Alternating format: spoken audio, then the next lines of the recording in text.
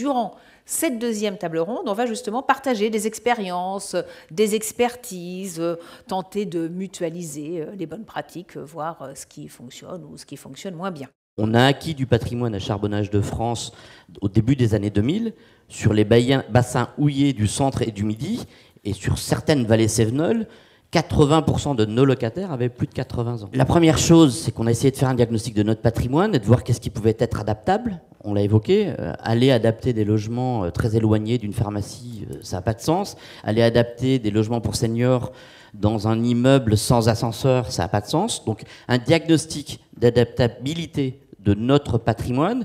Et ensuite, on a créé une organisation dédiée, une direction Habitat Solidaire, avec des objectifs d'adaptation du parc, déclinés par territoire, déclinés par bassin, et également la mise en place de moyens pour pouvoir réaliser ces adaptations de notre patrimoine en lien avec les territoires et en réponse. Et puis, au fil du temps, l'évolution de cette stratégie d'adaptation à travers des références, à travers un cahier des charges, à travers aujourd'hui un référentiel de prestations et de produits, mais aussi toujours du sur-mesure, parce qu'il y a des besoins standards, mais cela a été évoqué à demi-mot.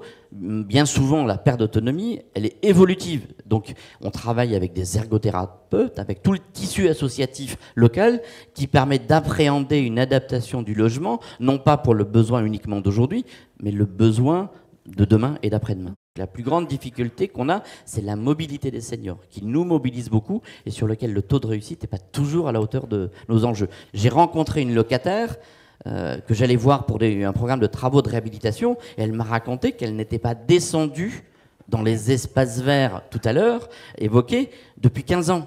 On construit des logements neufs qu'on appelle, et on les a tous déclinés sous le terme génération, village génération, appart génération, label génération, qui sont bien entendu un ensemble immobilier adapté, plus ou moins intergénérationnel, ça dépend, dans lequel au-delà de toutes les solutions techniques innovantes que l'on peut avoir sur l'adaptation des logements et la prévention de la perte d'autonomie ou la prévention des chutes, on a également une salle commune dans laquelle on a un partenariat avec le tissu associatif qui permet de mettre à disposition une hôtesse qui crée du lien, qui crée de l'animation, qui fait le partenariat avec l'EHPAD du territoire sur lequel, parce qu'au bout d'un certain temps, parfois, nos clients doivent aller dans ce type de dispositif. Au début, une volonté. Chez nous, c'est à peu près 3 millions d'euros sur le parc existant par an, dégagés chaque année.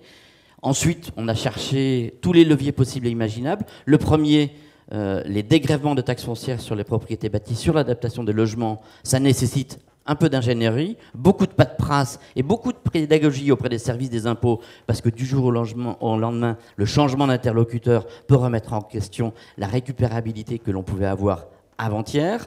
Et puis des partenariats avec les différentes caisses de retraite, avec la CARSAT, qui permettent globalement à ce que ces 3 millions d'euros soient autofinancés, et surtout, j'ai peut-être oublié de le dire, sans aucun effort de loyer de la part des locataires, parce que c'est important. 25% de seniors sur notre parc, 12 000 locataires ont plus de 60 ans, et 8 000 locataires ont plus de 65 ans. Si on va encore un peu plus loin, on a presque 1 000 locataires qui ont plus de 85 ans. Notre souci, évidemment, c'est d'essayer au mieux de faire des adaptations pour permettre aux locataires seniors de rester le plus longtemps dans son logement. Mais il y a des moments où, finalement, le diagnostic qui est posé, c'est tout simplement le fait que le locataire ne pourra pas rester dans ce logement. Donc il faut envisager une mutation vers un autre logement du parc. Et là, on s'est rendu compte que le bailleur n'est pas forcément le bon interlocuteur. Il faut une intermédiation entre le bailleur et le locataire. On s'est appuyé sur un partenariat avec le groupe Alogia. Et ce sont en fait finalement des ergothérapeutes qui interviennent au travers d'entretiens avec nos locataires seniors et qui petit à petit dans la discussion leur font prendre conscience de cette difficulté. Ils ne vont pas pouvoir rester dans ce logement-là et voilà, ils arrivent à trouver les clés de façon à débloquer psychologiquement finalement hein, ce blocage et à petit à petit amener le locataire senior à accepter l'idée d'une mutation vers un autre logement. pour une adaptation lourde d'un logement sur des coûts moyens qui avoisinent les 6 à 7 000 euros par logement, ce qui est quand même important. Nous développons des projets qu'on a appelés logements seniors regroupés. Ce sont en fait des pavillons individuels. C'est une vingtaine, une trentaine de petites maisons de plein pied, organisées autour d'un local commun où on va pouvoir mettre en place des animations pour les seniors, un jardin. Et puis l'idée, évidemment, c'est de construire ces projets autour d'un projet social. Donc souvent, c'est avec le CCAS de la commune, de façon à ce qu'on ait pensé la proximité, évidemment, des services médicaux, parfois même d'un EHPAD, ce qui peut permettre d'envisager à un moment donné de passer, évidemment, du logement senior à l'établissement en cas de perte d'autonomie. Une fois qu'on a eu pris conscience de la problématique, ça a été de planifier et d'intégrer dans ce qu'on appelle le PSP, le plan stratégique patrimonial, et dans l'ensemble de nos programmes de réhabilitation, ce qu'on a appelé, nous, la brique senior. C'est-à-dire qu'il a fallu acculturer nos collaborateurs des services techniques sur le fait de ne pas envisager uniquement la réhabilitation comme quelque chose de technique, mais d'y intégrer en amont le diagnostic senior qui nous permet aujourd'hui de pouvoir, à chaque fois qu'on démarre un nouveau programme de réhabilitation, on a identifié les 30, 40, 50 problématiques seniors dans la résidence, et ensuite on va les traiter par des travaux d'adaptation sur mesure. Notre stratégie, elle n'est pas tellement dans la massification, mais plutôt dans l'adaptation sur mesure en fonction du diagnostic de l'ergothérapeute. La CARSAT, qui est aujourd'hui un partenaire incontournable, sur notre parc, nous avons, on peut le dire, signé une convention sur 3 ans à hauteur de 700 000 euros de subvention pour adapter 200 logements dans le cadre d'opérations de réhabilitation. Et puis évidemment, nous travaillons également avec les complémentaires, les retraites, Agirc-Arrco, sur aussi des... Alors, on va être plutôt sur du financement d'expérimentation plutôt que de travaux d'adaptation. Séquence Solidarité a la particularité d'être une ESH d'habitat spécifique, d'habitat géré, pour laquelle 40% de son patrimoine est à destination des personnes âgées. Nos locataires sont captifs, et les personnes âgées, comme le reste de nos locataires, ils ne sortent plus. Valérie Fournier le disait tout à l'heure, à une époque, il y avait une forme de parcours résidentiel qui faisait que l'âge avançant, nos locataires âgés quittaient le parc social. Ils ne le quittent plus. Ils sont dans la même précarité que le reste des locataires HLM. Être capable d'offrir un bouquet de travaux, ça signifie qu'on passe du temps. Alors avec la sollicitation de professionnels pour le faire, etc. Mais n'empêche que ça nécessite que nos chefs de projet ils aient cette sensibilité. Donc la formation de nos équipes en réhabilitation, elle est nécessaire. Depuis 4 ans, chez Séquence, on a identifié des postes de chargés de mobilité. Grâce à nos conseillères sociales, on a identifié, et alors je dirais que là aussi, le Covid est passé par là, on s'est posé la question au moment du Covid, comment s'assurer que les personnes nos locataires les plus âgés ne restent pas isolés, et aussi les solutions. Donc on a fait des appels sortants pendant le Covid, on a identifié nos locataires âgés, on a fait des appels sortants avec nos conseillères sociales, et on se sert aujourd'hui de ce travail qu'on a fait au moment de la crise du Covid pour garder le contact avec nos locataires âgés. Il n'est pas toujours judicieux d'adapter le logement qu'ils occupent, d'abord parce qu'ils sont assez massivement en sous-occupation, et qu'on a besoin de libérer les grands logements pour des familles. On aide à la mutation en les incitant à accepter un logement qui, pour le coup, va être plus petit et pour lequel ils vont avoir un loyer plus faible. On a monté des projets, notamment, alors je vais parler de celle de Montesson qu'on a livrée il y a quelques mois, enfin il y a presque 1 an maintenant, où on s'est mis en lien avec une ville qui était extrêmement motivée sur la question des personnes âgées, un territoire qui avait souhaité s'engager sur le sujet avec Action Logement, parce qu'il a fallu qu'on travaille aussi sur la réservation des logements, et que Action Logement nous cède un petit peu ces logements à destination des personnes âgées, et un partenariat avec une association, une fondation, la Fondation Léopold Bellan, pour ne pas la citer, qui avait aussi une problématique de logement de personnes âgées en situation de handicap. Et on a monté un projet avec le soutien financier, je tiens à le dire, du Conseil départemental des Yvelines, où on a monté une occupation de la salle régulièrement pour des ateliers en direction des personnes âgées, mais pas que. L'APS intervient pour des animations d'une autre nature. Et donc on voit bien qu'on est sur un dispositif, là ça a été appelé des vœux d'un certain nombre, c'est qu'on est forcément sur un partenariat, une mise en réseau de nos savoir-faire respectifs. C'est un sujet qui est systémique et qui n'appartient pas qu'au logement. Tous les acteurs industriels aujourd'hui sont concernés par ce sujet-là. Il y a des innovations qui vont être nécessaires d'intégrer dans des cahiers des charges quand on fait de la construction. Oui, ça c'est plutôt les innovations techniques, technologiques, voilà, pour l'adaptation des logements ou pour la construction de logements. Mais qu'il faut anticiper maintenant, parce que je peux vous dire qu'à la vitesse où on va avec l'intelligence artificielle ou tous ces sujets-là, si on n'est pas prêt maintenant, on ne sera pas prêt dans 10 ans et il sera peut-être trop tard. On va mettre en place là 3 journées de prévention.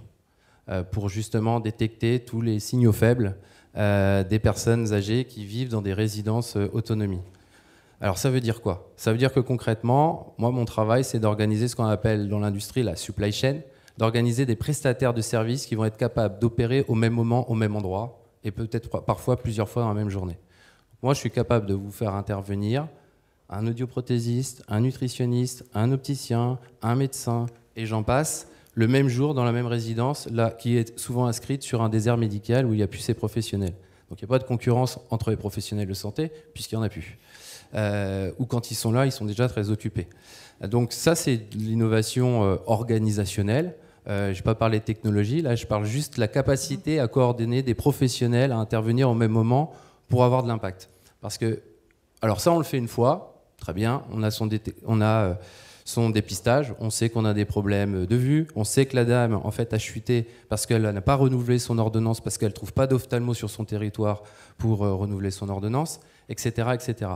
Et si je fais ça, moi ça ne me suffit pas.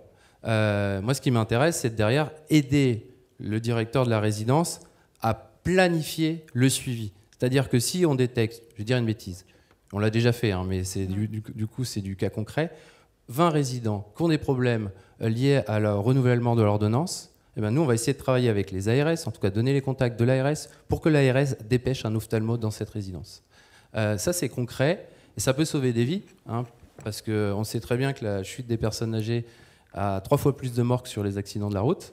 On parle quand même d'une population dans le logement social qui est, vous l'avez dit, précaire en termes de pouvoir d'achat. Nous, on organise chez Silver Alliance des études avec des organismes qui sont complètement habilités à faire ce type d'études sur le pouvoir d'achat des retraités.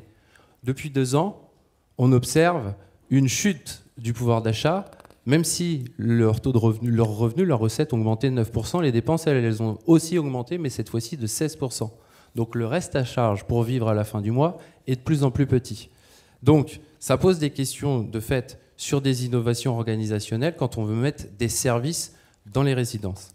On réfléchit à comment on pourrait mutualiser du mètre carré pour pouvoir permettre à des professionnels, notamment des professionnels de santé, de louer des mètres carrés dans ces résidences.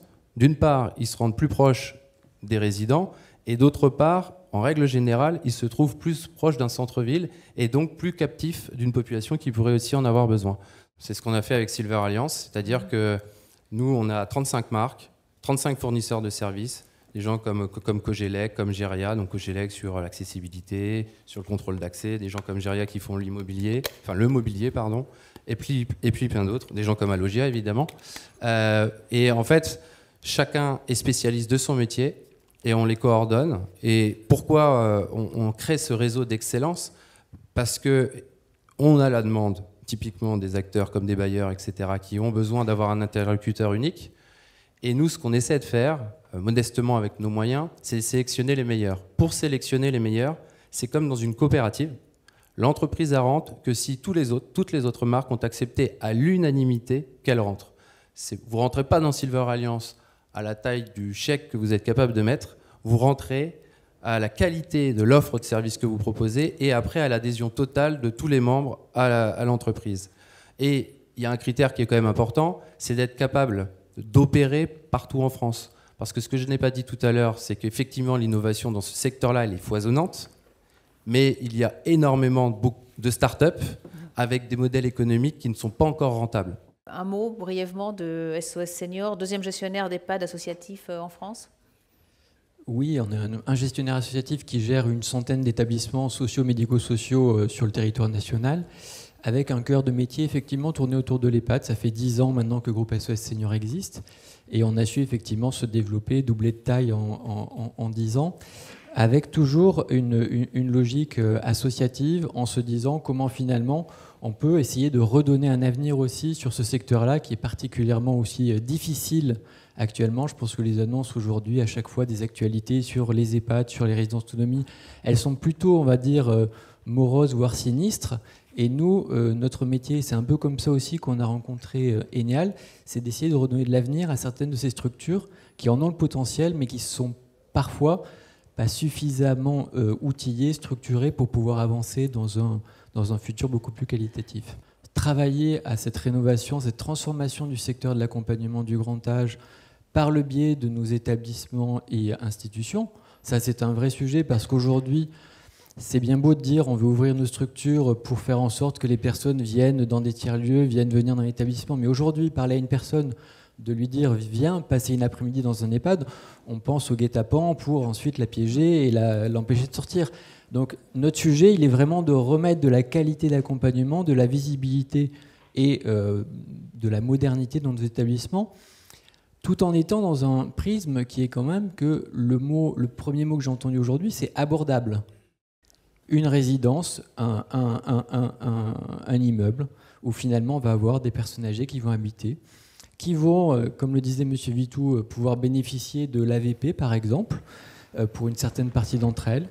Et nous, comment on va travailler, c'est tout simplement à partir de cette base-là, pouvoir faire venir d'autres acteurs du secteur, que ce soit des acteurs du soin, des acteurs de l'aide à domicile, des acteurs de l'animation. Et finalement, notre métier, c'est finalement comment on arrive dans ce lieu de vie à y faire entrer beaucoup plus de personnes, voire à créer de la vie qui vient d'en dehors de cette résidence. Logique de quartier. Et finalement, c'est comme ça qu'on va réussir à s'en sortir parce qu'on va voir un peu plus large qu'un simple univers de bâtiment. La question du vieillissement dans le logement, parce qu'aujourd'hui, notre solution en tant que groupe SOS Seniors, c'est absolument pas de dire qu'il faut que tout le monde parte en établissement médico-social. Un, ça serait illusoire. Deux, ça serait totalement contre-productif. Bon, on a écouté et on a entendu des solutions très concrètes. Merci à tous les 5 pour ces témoignages, pour ce partage d'expériences, de réussites et de solutions qui maintenant vont pouvoir être mutualisées dans le cadre de la stratégie d'action logement.